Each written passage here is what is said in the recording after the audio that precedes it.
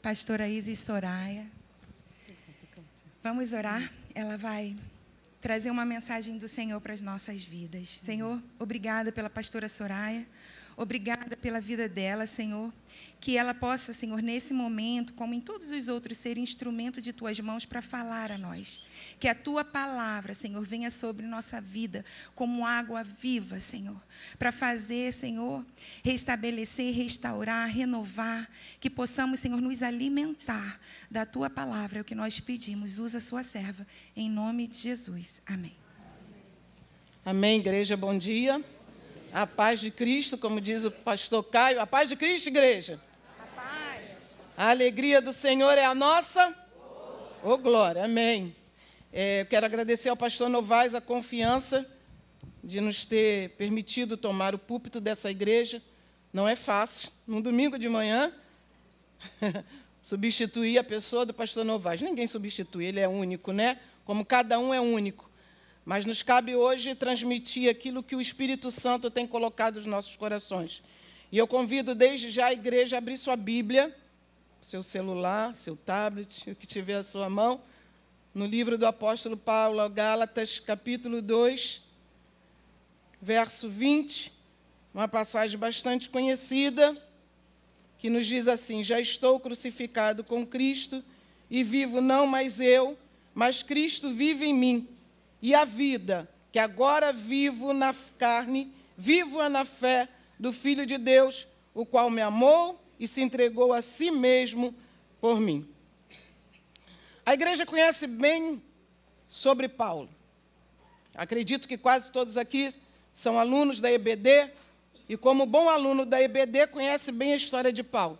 Paulo, um homem que pela lei perseguia a igreja, tem um encontro com Jesus no caminho de Damasco, e é impactado por essa presença, por essa transformação. E uma vez transformado, Paulo agora, ele começa a refletir na sua vida, na sua caminhada, os conceitos novos que ele recebe de Jesus. E ele começa agora a fazer da sua vida o que ele não fazia outrora. De um perseguidor, agora Paulo passa a ser perseguido por amor ao Evangelho, por amor à palavra de Deus, por amor aos novos conceitos e valores que ele recebe agora da parte de Deus. Esse versículo do capítulo de Gálatas 2, 20, é de uma responsabilidade muito grande. Você dizer que você não vive mais e que Cristo vive em mim, e que a vida que você vive agora na carne, você vive na fé pelo Filho de Deus, tem um teor de responsabilidade muito grande.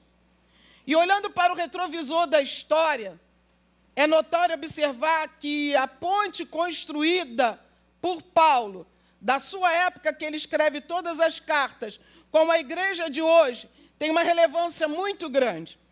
Teve uma relevância para aquele povo daquela época e não é diferente para nós hoje. Apesar das transformações que o mundo vem sofrendo, cultura, tecnologia, a pessoa do homem, a mudança do homem, nós vamos visualizando que a carta de Paulo é cada vez mais real para a igreja de hoje. Nós vamos percebendo que a realidade da palavra que Paulo emprega em cada carta, os ensinamentos, a retórica de Paulo, tudo aquilo que ele conscientizava a igreja daquela época, faz-se necessário essa conscientização para a igreja de hoje. Qual é essa palavra central de Paulo? Cristo sendo o centro da vida da igreja, sendo o centro das nossas vidas. Paulo, ele prioriza a centralização de Cristo na vida da igreja.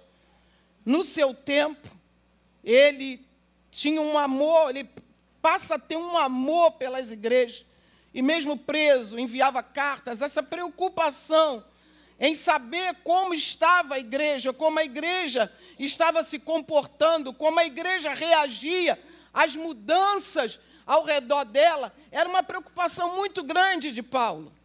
E hoje essa preocupação tem que estar dentro de cada um de nós.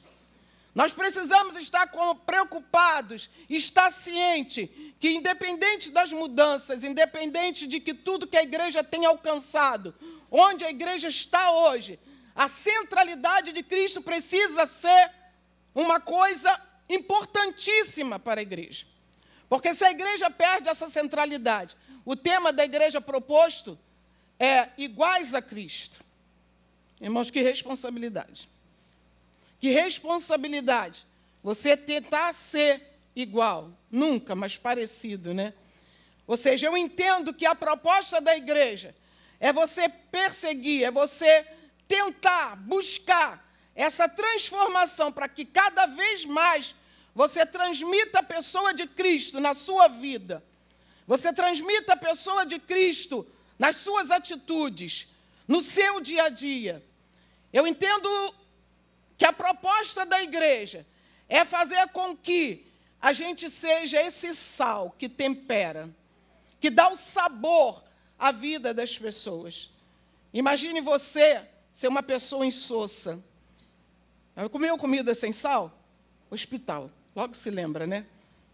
Comida sem sal, reflete, hospital. Horrível. Ninguém quer comida do hospital.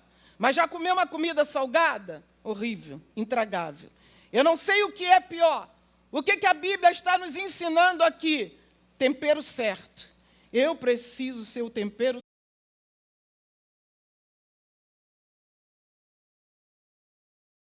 Estimar o valor de Cristo e alcançar dentro de cada um de nós. Assim viver uma vida de santidade, uma vida de crescimento espiritual e uma vida de fé constante. A Bíblia fala constante e abundante, ou seja, uma constância. O que nós temos percebido hoje é uma igreja inconstante. Uma hora está assim. Quando eu falo igreja, eu falo de uma maneira geral, irmão. A igreja na face da terra. Estamos vivendo um momento de inconstância, de muitas transformações, fora do mundo, fora da igreja e na igreja. Mas qual é a posição da igreja diante dessas transformações? O que tem pesado na nossa vida, diante de tudo que estamos vivendo? Senão que Cristo precisa ser aquele que rege a minha vida, a nossa vida. O que começou com Paulo está nas nossas mãos hoje. É entender que viver realmente é viver em Cristo. O que Paulo iniciou, o que Paulo fez, Paulo não está hoje, mas está eu, está você. Está a igreja do Senhor representada. E essa continuação precisa existir. Nós precisamos dar conta do recado, de pregar, de anunciar, de fazer notório que Cristo continua o mesmo e Ele habita dentro de nós. E nós precisamos nos relacionar com Cristo de maneira efetiva, correta, digna. Nós precisamos, como Paulo, uma vez transformados, irmãos. Uma vez redimidos, uma vez justificados, uma vez lavados por esse sangue, lavados. Paulo está falando isso. Ele olha a sua história e ele entende que aquele momento do encontro dele foi um encontro crucial. O velho homem fica para lá e agora tem um novo homem. Um novo homem que agora percebe e entende que ele precisa ser diferente. O que mudou na sua vida com o encontro de Cristo? O que tem mudado na sua vida a cada dia? Qual a relevância que você tem tido, tem sido na sua igreja, na sua comunidade, na sua casa? Qual o significado da pessoa de Deus, da pessoa de Jesus dentro de você? Nós precisamos refletir isso todo dia. Nós precisamos refletir sobre a nossa existência todo dia. Você não está aqui por um acaso, há um propósito de Deus. E qual é esse propósito de Deus para a sua vida? Paulo entende o propósito dele e ele cumpre com esse propósito. Ou preso, ou solto, apanhando, mas ele entende que ele precisava cumprir o propósito dele. Qual o propósito que você tem recebido de Deus? Você tem realizado isso? Você já pensou nisso todo dia? Você para e pensa. precisamos nos olhar cada dia no espelho e se perguntar, e conversar com Deus, e perguntar para Ele: Senhor, eu tenho cumprido o teu propósito? Não é um propósito de vir à igreja, ser o domingueiro, o quarteiro, se é essa palavra que falo, que vem quarto, que vem quinto. Não é isso. Não é sobre isso que eu estou falando de relacionamento com Deus. Paulo tinha relacionamento com Deus. O que Deus quer que a igreja tenha hoje é relacionamento, é intimidade. É Cristo em mim, eu em Cristo, e refletindo tudo aquilo que Cristo é. Eu preciso ser o reflexo de Cristo. A nossa maneira de viver precisa ser cristocêntrica. Cristo vivendo em nós aponta para uma vida motivada. Nós precisamos ser motivados por Cristo a cada dia. Nós precisamos ser constrangidos pelo amor de Deus. Eu não consigo imaginar, irmãos, quando eu estou numa ceia, que a ceia é comunhão da igreja, comunhão com Cristo, mas é você trazer à memória tudo aquilo que Cristo passou. Eu não consigo entender que diante de tamanho sacrifício, de tamanho amor, de tamanha doação, de tamanha entrega, eu me contente com uma vida rasa. Eu não posso ter uma vida rasa. Eu preciso a cada dia mergulhar mais e mais e mais na pessoa de Cristo, porque só Ele pode, só Ele transforma, só Ele vivifica, só Ele traz sentido à nossa vida. E é diante das circunstâncias adversas, das dificuldades que passamos, que nós entendemos o quão Cristo é importante dentro de nós, para vivenciarmos todas essas situações. Você acha que foi fácil para Paulo apanhar, ser preso? Não, não foi. Mas ele entende que o amor de Deus era maior sobre todas as coisas que ele vinha passando. E não é diferente com as nossas vidas. Passamos adversidades, muitas, mas esse amor, essa graça, esse presente merecido, essa doação, ela tem que impactar a minha vida, ela tem que ser alvo de transformação diária a cada momento, a todo instante. Eu preciso ser tocada pelo Espírito Santo de Deus a cada dia, a me motivar, a mudar, a se transformar, a ser bênção, a ser usada, a me preocupar com o próximo, a entender a necessidade do próximo, a me doar pelo próximo. Essa preocupação de Paulo me encanta. Imagine um homem preso, preocupado, mandando cartas para a igreja, para que a igreja não perdesse esse contato, essa essência de Cristo na sua vida. Direcionada pelos seus ensinamentos, Cristo viver em nós, significa que precisamos mortificar todos os dias a obra da carne. E o próprio Paulo vai falar que as coisas que ele não queria fazer estavam diante dele e a que ele precisava fazer estava distante. Ou seja, essa guerra da carne com o Espírito, ela é constante. Desde o momento que você aceita Cristo, que Ele reina dentro de você, se inicia uma guerra espiritual. É a luta da carne com o Espírito. É a luta de fazer o bem e não fazer o mal. É a luta de ser reflexo de Cristo e não mais largar aquilo que Ele quer que você reproduza no seu dia a dia. Paulo não estava justificando, como muitas vezes a gente escuta. Paulo, que era Paulo, falou que as coisas erradas ele fazia. Não, ele não está justificando. Ele está falando que é muito comum que as coisas que não se deve fazer se apresentem para nós. E acontece conosco todos os dias. Somos tentados todos os dias a sair da presença de Deus. Somos tentados todos os dias a reproduzir o velho homem dentro de nós.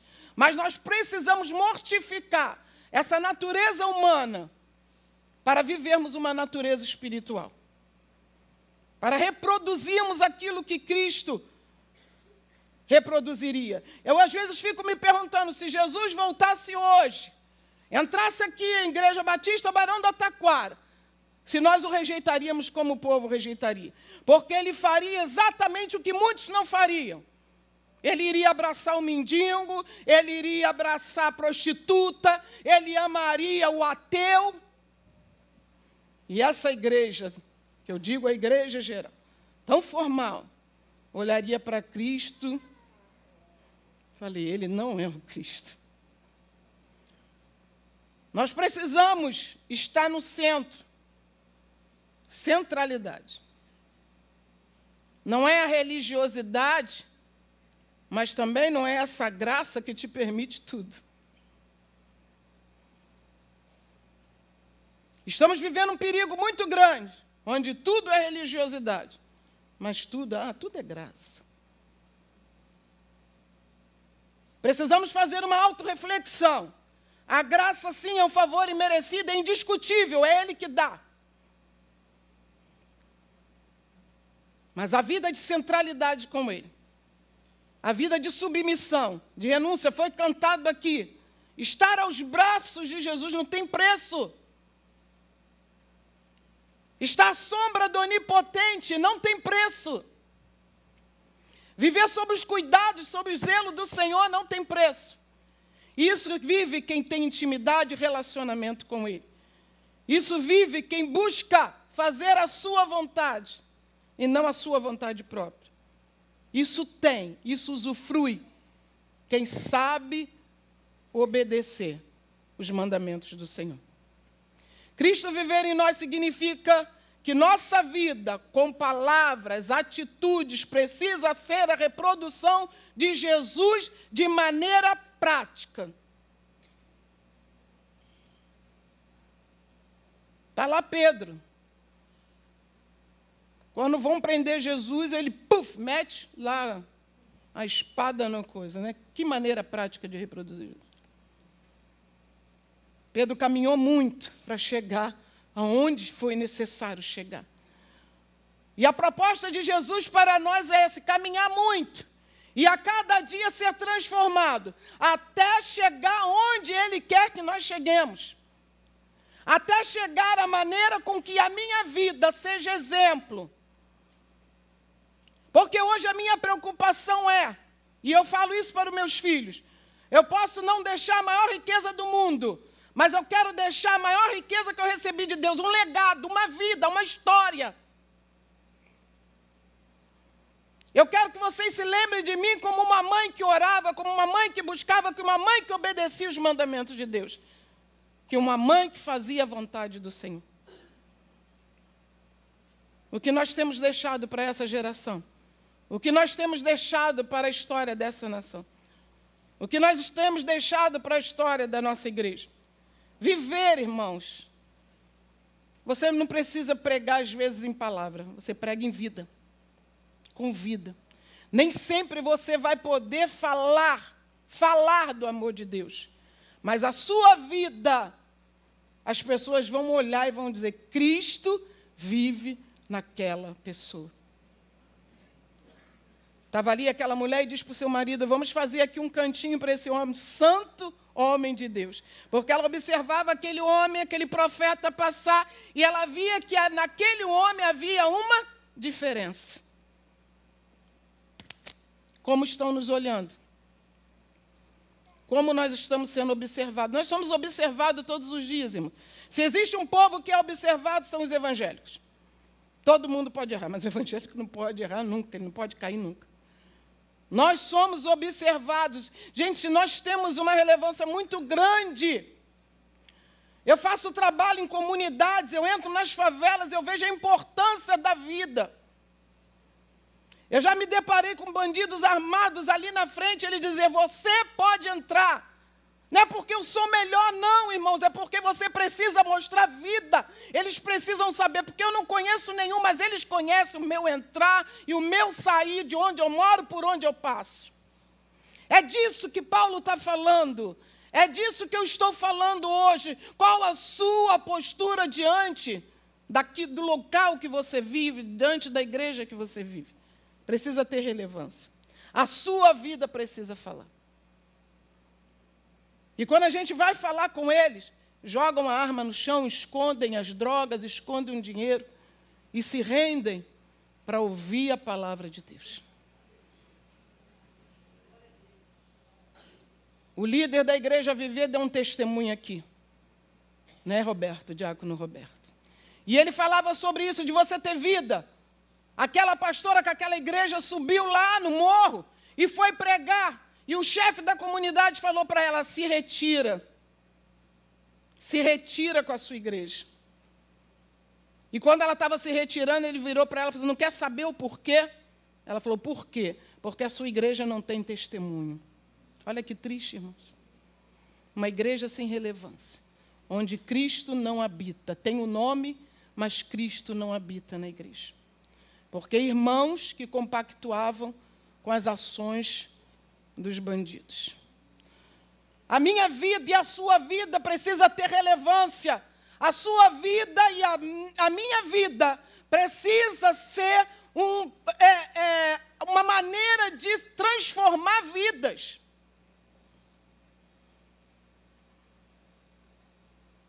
Uma vez eu pregando para um jovem, eu falei com ele e ele começou a chorar. E ele falou, estou abandonando isso agora. Se abandonou, não sei, eu sei que ele saiu daquele posto. Eu nunca mais vi aquele jovem. Eu falei, Jesus não te chamou para isso. Saia daí agora. E antes de eu falar com ele, ele que se dirigiu a mim. Eu estava saindo com o carro, ele veio no meu carro e falou assim, tia, a senhora é uma mulher de oração. Eu olhei para ele, eu falei, você me conhece? Ele falou, não, mas eu sei.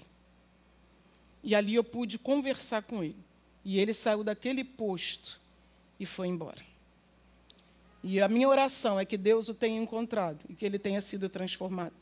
Irmãos, nós precisamos ser como Paulo. Cristo vive em mim. E a vida que agora vivo aqui, nessa terra, nesse momento, Igreja Batista Barão da Taquara, é a vida que Cristo quer que eu viva.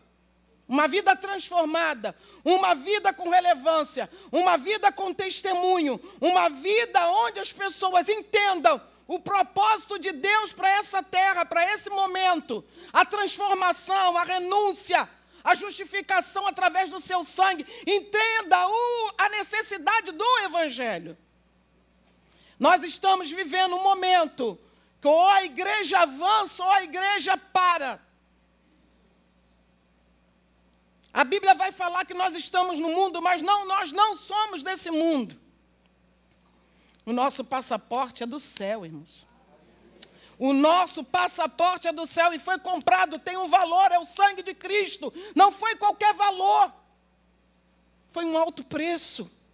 Precisa te custar alguma coisa. Davi, no momento que peca, ele percebe que precisa fazer alguma coisa. E ele diz, eu preciso pagar o preço. Eu não vou oferecer a Deus o que não me custe nada. Olha que coisa linda. Precisa custar alguma coisa. Estou caminhando para o final. Não pode faltar o caráter claro de Jesus em nossa vida. Nosso caráter. Tem gente que diz, eu nasci assim. O complexo de Gabriela. Eu nasci assim, vou crescer assim, vou morrer assim. Você sempre assim, Gabriela. Justificando o seu erro. Justificando a sua maneira de ser. Ou, em outras palavras, eu não quero mudar. Nós somos sujeitos à transformação, sim. E Jesus transforma, sim. Eu tenho visto pessoas no mais profundo abismo, Deus tirar, resgatar e fazer nova criatura, porque Deus é o mesmo. Há salvação, sim, mesmo que você esteja no fundo do poço. Eu creio num Cristo que cura, eu creio num Cristo que liberta, eu creio num Cristo que transforma, eu creio num Cristo que ressuscita, eu creio num Cristo que ainda faz transformação de vida. Nós precisamos crer. E precisamos resgatar isso dentro de nós. O nosso Cristo continua o mesmo. Não pode faltar esse caráter. O que fazer para Cristo viver em mim, em nós? União, oração, ação, busca da palavra, rejeitar as propostas que contrariam a vontade de Deus, propor ensinamento aos discipulados, dizendo que a essência do Evangelho precisa crescer dentro de nós. Não é uma essência humana, nem tampouco religiosa, mas a essência de Cristo, que muda, transforma e faz a diferença dentro de cada um de nós. E que Deus nos abençoe.